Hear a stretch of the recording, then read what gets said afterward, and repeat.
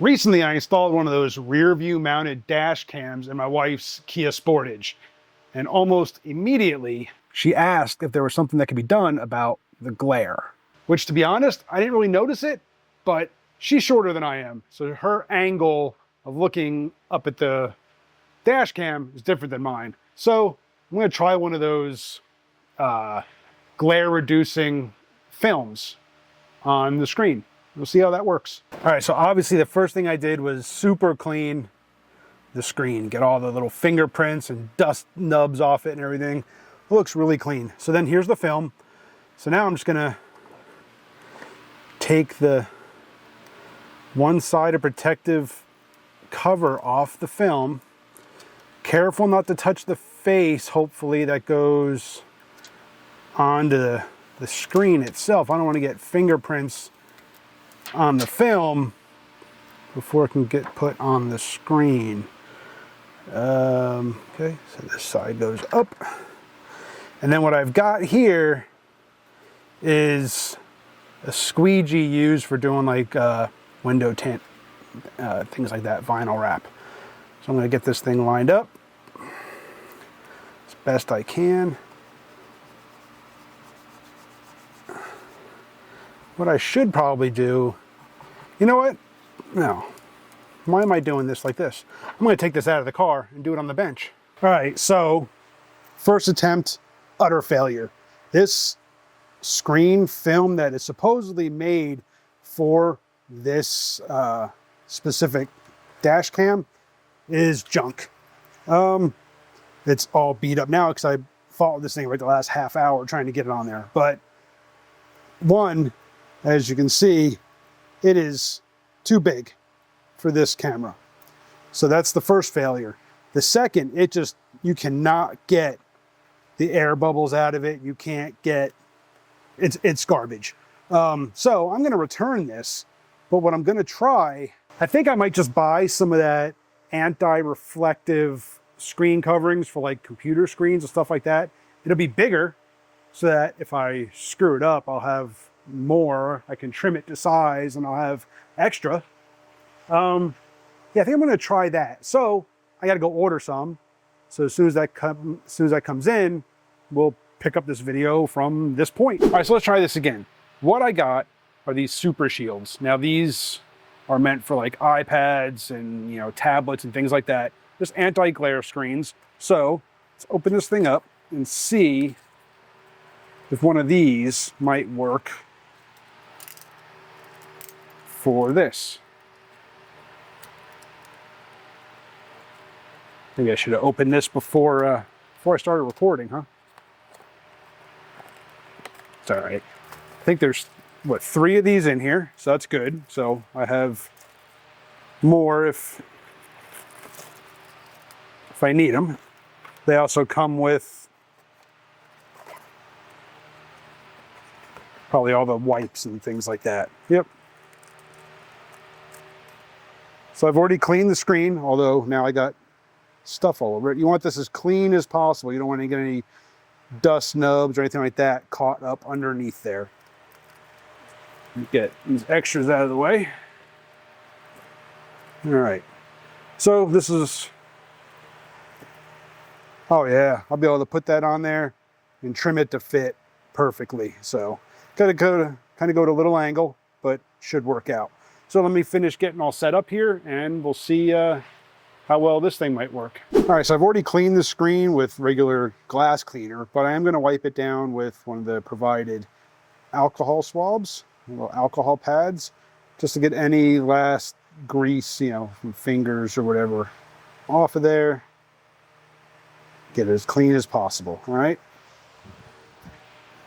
I'm gonna dry it off.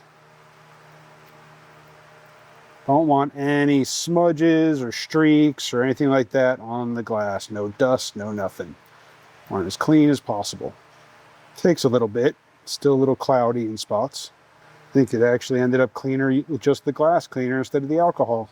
All right, with that wipe down now, there's no dust on there. So right now I want to apply this as quickly as possible. So I'm going to peel off the one layer. Like I said, this is meant for like iPads and whatever else, so It's going to have to go on diagonally because of the size of the screen. I'll try to get as much coverage. I may miss a spot or two, like right in the very corners, but nope, I think I got it right there. So now I've got my little vinyl tint squeegee here, and we're just going to push out all the air bubbles.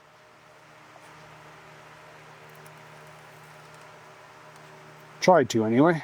Just take your time.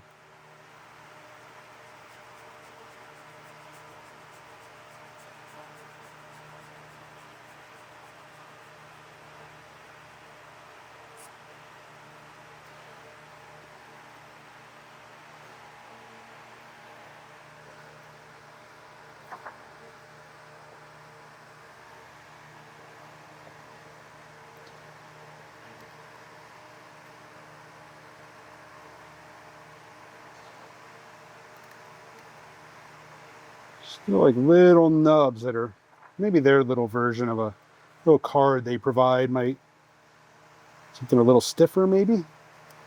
I think part of what's causing a little bit of an issue too is the ridge that is around the edge. So once I get it mostly in place, I can trim this thing to size, and then it should sit down in there better. So now I'm going to take a blade and I'm just going to trim around right at the edge of the glass. Go around the edge of the screen and try to trim this off as close as I can. Taking my time. There's still a protective layer on this. I'm not worried about fingerprints on here because there's another little protective layer that's going to get peeled off once this is in place.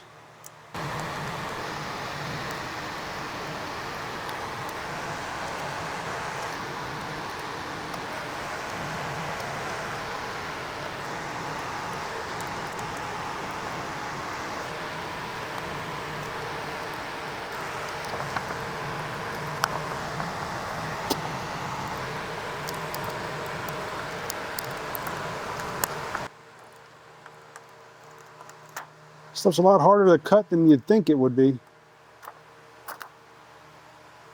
All right, guys, so here you can see the finished product. This is actually my second attempt. The first one, I tried to trim everything right at the edge of the glass, right at the edge of the overall screen, at the edge of the frame. That didn't work out too well because I almost wanted it to sit down inside there like it was a tint or a vinyl wrap. So I ended up with a really jagged edge and just one that didn't seat real well, didn't sit. So on the second one here, I applied it and then I trimmed it right along there. You can see the edge. Let's see if I can get a good shot between the glossy black there and where the screen is. I trimmed it off right at the edge with the black border around the screen. I don't need the black border necessarily to be matte or non-reflective, just the screen itself. So there you can see the light from above, how reflective it is there, and how much more diffused it is and non-reflective with the material. What I may do is take this off and use this as a template for the third one because the edge is still a little ragged and my OCD is kicking in and it's not as straight as I would like it in some areas. And so, but what I'm going to do, I'm going to go put this in the car and see how it looks as far as mitigating the reflection. I may take this one off and use it as a template for a final better cut piece. But for now, I'm going to give this a try and see how it looks in the car. All right, guys, so hopefully you can see just how muted that reflection is now. I mean, before the headrest, the passenger seat headrest was clearly visible in the reflection. I'll put up a before picture where you can see just how clear you can see that headrest. I mean, now it is muted, but I wonder how much that's affecting the image. So I'm going to turn the car on here and get the dash cam to boot up. There you can see, maybe it's a little dark. It's booting up. You can hear it. And guys, that backup image is still pretty clear. It's a little matte, but now that is so much more usable, guys. I mean, if I'm saying that, hopefully my wife will really think that's much more usable. I mean, the reflection didn't really bother me. Like I said, I didn't really notice it until she said something. But yeah, guys, that is still a nice clear backup image. And there's like no reflection. I mean, there's a light reflection. You can see the light reflecting in it, but there's no more like double image of seeing the seat and what's behind you. So yeah, I think that works out pretty good. So yeah, there you go, guys. The Super Shields really did help with the glare on that dash cam. Now, this is a 3-pack. Like I said, this is for an iPad. I'll leave a link down below. I think this was like $5 or $6, I think. Whereas the one that I ordered that was from Wolfbox, for the one that was too big and just did not sit well at all, that was the same price. So for this, you get 3. So you can screw it up a little bit. But yeah, so I think what I may do, I'm gonna see how that one lasts. I'm afraid that in the heat, it may begin to like delaminate. It does peel off real easy. It doesn't leave any kind of residue, anything like that. If that happens, then I'll take it off and I'll use it as a template to make a new one that, again, my OCD, I don't like the jagged edge. I don't know. I don't even know if it'll show up on the video. But yeah, it bugs me. So I do want to fix it, but I'm gonna run it for now, see what happens. It's not my car, it's the wife's car. We'll see what she says. Appreciate you guys for watching. Hit that subscribe, hit the bell, and I'll see you on the next one.